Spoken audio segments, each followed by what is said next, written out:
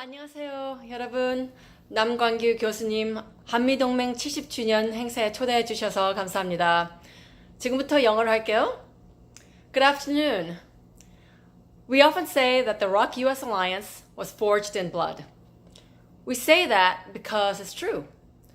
When Kim Il-sung invaded South Korea with the approval and assistance from Stalin and Mao on June 25, 1950, starting the Korean War, the U.S. responded.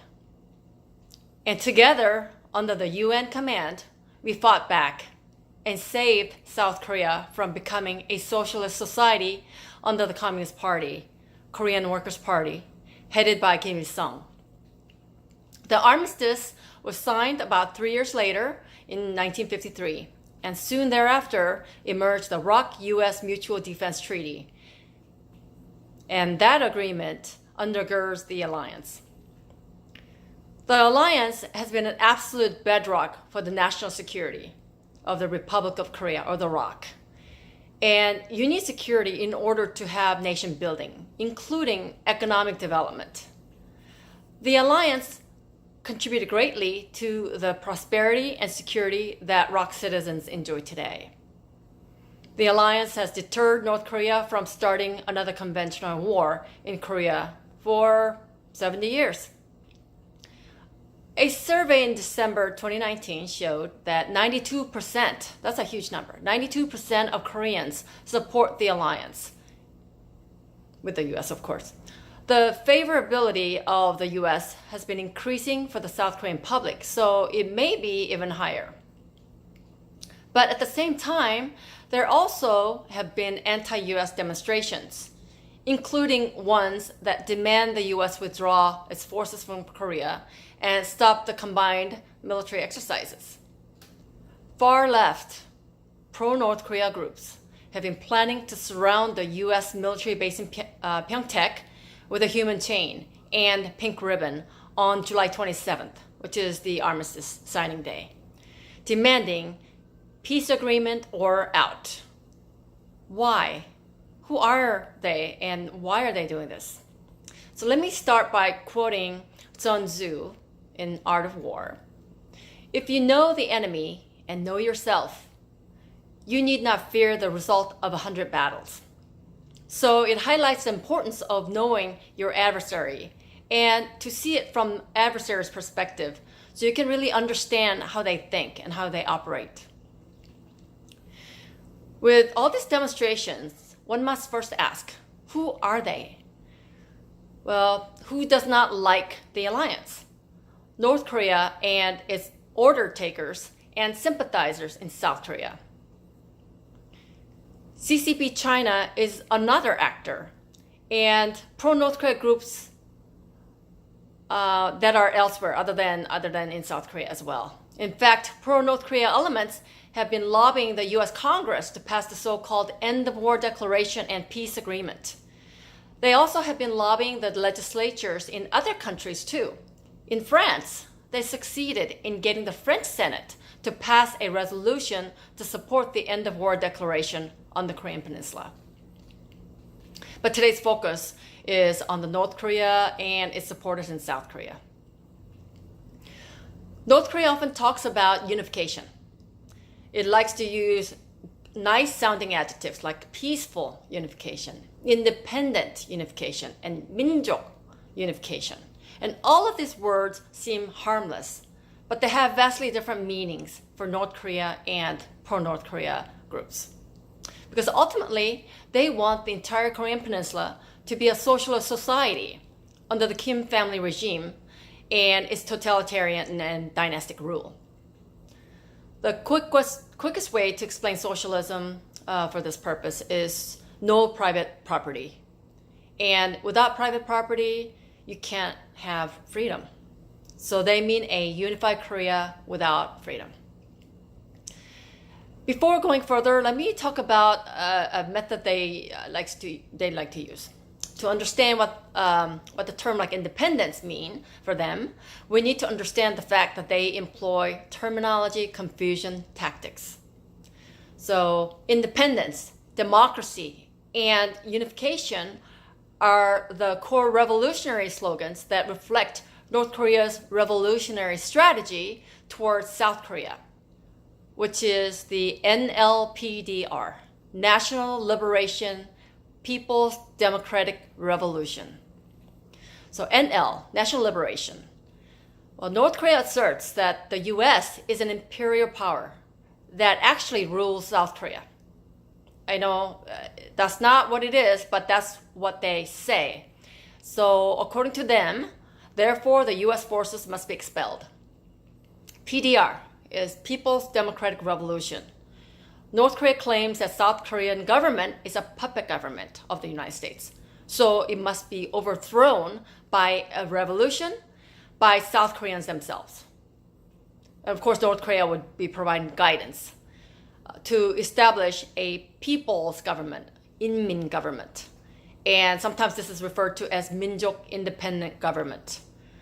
And that is so that they can transition to socialism. In the PDR portion, they use the term 인민 for people, but it's not everyone, it's not inclusive.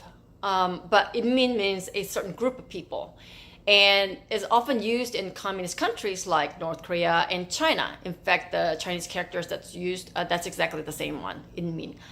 And it means proletariat, or it includes proletariat, which is the workers, the factory workers during the Industrial Revolution, and peasants. So it combines workers and peasants, and that's inmin.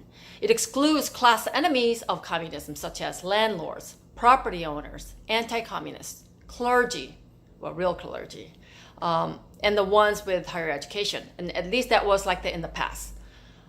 That has changed a little bit. So that's inmin. And by the way, when North Korea uses its official acronym DPRK, P stands for people, but in Korean, that is not the word that's typically used for people in South Korea. It's actually, the term used is inmin, which is, I just explained the definition of that. Another word that they like to use is 민주, or democracy. North Korea and its supporters in South Korea and elsewhere often talk about democracy and democracy movement. But it's not the liberal democracy that we think of, which includes freedom of speech and the press and the religion, assembly, etc., rule of law, separation of power and balancing of those powers, free and fair elections, and the right to private property. And all of these rights are protected by the Constitution. But that's not what they mean. They mean people's democracy, as in the name of DPRK, Democratic People's Republic of Korea. And what that really means, when they say people's democracy, they mean socialism. Even prior to its inception, the DPRK, so that's North Korea, and its sponsor, the Soviet Union, often referred to North Korea as a democratic base and socialist revolutionary base. And they use these terms interchangeably. So they saw it as a two-stage process. Establish a democratic or socialist revolutionary base in North Korea first. Then, with a firm footing there, foment and support a socialist revolution in South Korea. And that has not stopped. Next terminology, 자주, or independence or self-reliance. So when they use this term, what they mean is no United States, no US versus Korea, and no ROK-US Alliance. That's what they mean. 민족 is another favorite term of theirs. And in the dictionary, if you look at 민족, it says nation. But when you say national unification, it really sounds innocuous. But that's not what they mean. 민족 really means people of same ethnicity, like a tribe. So most Koreans understand 민족 to be ethnic Koreans. But what North Korea and its supporters really mean is Kim Il-sung 민족. So actually in North Korea, they use that term, Kim Il-sung 민족. And it means something similar to 인민, which is what I explained earlier. So let me talk about one more word, peace. So in Korean, it's 평화. Peace means do not resist North Korea's attempt to dominate Korea. So no ROK-US combined military exercises, no combined warfighting structure. But it's okay for North Korea to conduct military exercises, simulating invading South Korea. Indeed, North Korea conducts such military exercises every year. So while North Korea continues to prepare for a conventional war, they also continue to conduct irregular warfare. So subversion, political warfare, psychological warfare, influence operations. There are many names for this. And we really need to understand and pay attention to this because this is part of knowing the enemy. In the 1960s, Kim Il-sung emphasized the need to create a revolutionary vanguard or underground party in South Korea to direct and guide the masses, and masses meaning inmin, to overthrow not only the ROK government, but its system of liberal democracy and market economy. And again, achieve socialist revolution.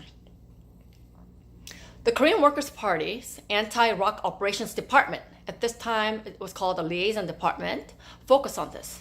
And the name has changed since, including the Office 225, and the current name is Cultural and Exchange Bureau.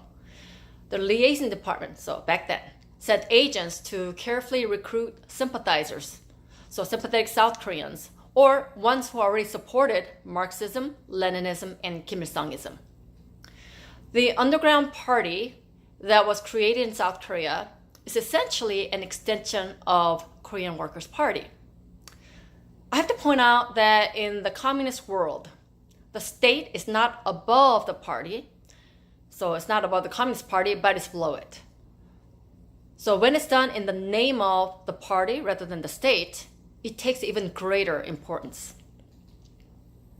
So they want South Koreans themselves to do the socialist revolution. So it has two parts. One portion is create a vanguard, so underground party, and the other is creating mass organizations and connect them. They focused on indoctrinating students, youth, and intellectuals. They radicalize them ideologically and have them be the vanguard of the masses with the goal of subverting the ROK, Republic of Korea. So they would be the link to the masses, and they organize the masses in various sectors. So that includes various labor unions and farmers' co-ops, women's groups, youth groups, Christian youth, Buddhists, the legal profession, education, the media, arts and culture, and the government, and even the military. So the largest such underground party in the 1960s was the Revolutionary Unification Party, which is called 통역당 in Korean, and its creed and goals were the same as North Korea's. This group was caught in 1968. But the efforts to establish an underground party and mass organizations continued incessantly because their goal has not been achieved. There have been numerous cases over the decades. People's Revolutionary Party, National Liberation Front of South Joseon, that's what North Korea calls South Korea, South Joseon. Central Region Party, the Vanguard to Save the Nation, and so on. North Korea also provided scholarships, some call them Kim Il-sung scholarships, to South Koreans, most of them to study law. So from 1980 to 2010, at least 300, so 300 to 1,800 South Korean students received such monetary support from North Korea to study. Many of them, for study in South Korea, many of them infiltrated the judiciary branch, so they're judges and prosecutors, the executive branch, including the military, and other sectors like the religious sector, among others. I didn't mention the legislative branch, not because it's immune, but because there are no tests to study to get into the legislative branch. So just because I didn't really mention it this time doesn't mean that that's not a target for infiltration. So let me talk about the most recent cases of underground party. As I said, it's continuing to this day. So in 2021, the Cheongju Spy Ring, Cheongju 간첩단, it's also known as Cheongju Comrades Association for Independent Unification. There's that word, independent unification. And that was exposed. And its members met with Korean Workers' Party's Culture Exchange Bureau, which is the anti-ROK operations department. They met in third countries like Cambodia, and received spycraft training and funding, as well as instructions to set up an underground party to fulfill North Korea's goal to overthrow South Korean system and unify it under North Korea. These South Koreans who were there, they also joined the Korean Workers' Party. The members pledged their allegiance to Kim Jong-un. Their creed, number 1, describes their organization as, quote-unquote, secret organization of vanguard warriors to struggle, they love this word struggle in the forefront of the movement to reform South Korean society into a people's democracy, again, which is socialism, like the Democratic People's Republic of Korea. It also states, thoroughly reject all reactionary and opportunistic ideological tendencies, including pro-US and pro-Japan tendencies. So it looks at pro-Japan, pro-US as, what's the word? Reactionary and opportunistic. And they conduct anti-US and anti-Japan demonstrations and activities. The seized documents reveal North Korea's instructions, including opposing the introduction of F-35A aircraft into the ROK Air Force, creating to create a receptive atmosphere for Kim Jong-un's visit. And this is after Moon Jae-in's visit to North Korea in 2018. The DMZ Peace and Human Chain movement, the struggle against Conservative Party, propaganda activities to recruit and gain support from the public, and the spread of anti-US sentiment. So all of these are instructed by North Korea, and they're carrying that out in South Korea. Earlier this year, so 2023, another organization, well actually several organizations were discovered by the authorities, People's Vanguard for Independent Unification. Again, there's that word, independent unification, which means without the US. If you can bring up the PowerPoint slide that has a network of Changwon spy ring, it's all over Korea. It's a map, and it shows where all the different locations are in South Korea. It's very, very extensive. The People's Vanguard for Independent Unification implemented the orders of the Culture Exchange Bureau to expand the underground organization's field of activities by recruiting people and indoctrinating the younger generation through infiltrating mass organizations. And these are, one example is militant KCTU, Korean Confederation of Trade Unions, and the Korean Federation of Peasants.